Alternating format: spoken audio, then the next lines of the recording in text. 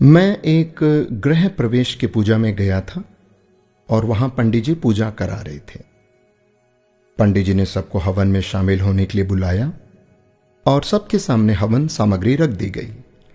पंडित जी मंत्र पढ़ते और कहते स्वाहा। लोग चुटकियों से हवन सामग्री लेकर अग्नि में डाल देते। घर के मालिक को स्वा कहते ही अग्नि में घी डालने की जिम्मेदारी सौंपी गई। हर व्यक्ति थोड़ी सामग्री डालता, इस आशंका में कि कहीं हवन खत्म होने से पहले ही सामग्री खत्म न हो जाए। गृह मालिक भी बूंद बूंद करके घी डाल रहे थे। उनके मन में भी यही डर था कि कहीं घी खत्म ना हो जाए। मंत्रोच्चार चलता रहा, स्वाहा होता रहा और पूजा पूरी हो गई। सबके पास बहुत सी हवन सामग्री बची रह गई। घी तो आधा से भी कम इस्तेमाल हुआ था। हवन पूरा होने के बाद पंडित जी ने कहा कि आप लोगों के पास जितनी सामग्री बची है उसे अग्नि में डाल दें। गृह स्वामी से भी उन्होंने कहा कि आप इस घी को भी कुंड में डाल दें। एक साथ बहुत सी हवन सामग्री अग्नि में डाल दी गई। सारा घी भी अग्नि के हवाले कर दिया गया। पूरा घर धुएं से भर गया। वहां बैठना मुश्किल हो गया। एक एक करके सभी कमरे से बाहर निकल गए। अब जब तक सब कुछ जल नहीं जाता, कमरे में जाना संभव नहीं था। काफी देर तक इंतजार करना पड़ा, सब कुछ स्वाहा होने के इंतजार में। दोस्तों, मेरी कहानी यहीं रुक जाती है।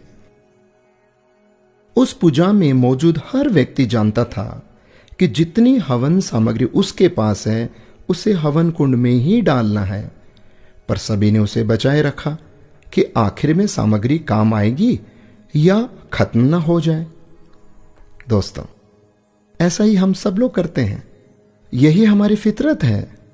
हम अंत के लिए बहुत कुछ बचाए रखते हैं, जो अंत में जमीन, जायदाद, प्रॉपर्टी, बैंक बैलेंस, रुपया, पैसा, फलाना ढिकाना, ये जो इस रूप के भीतर में सब यहीं पड़ा रह जाता है।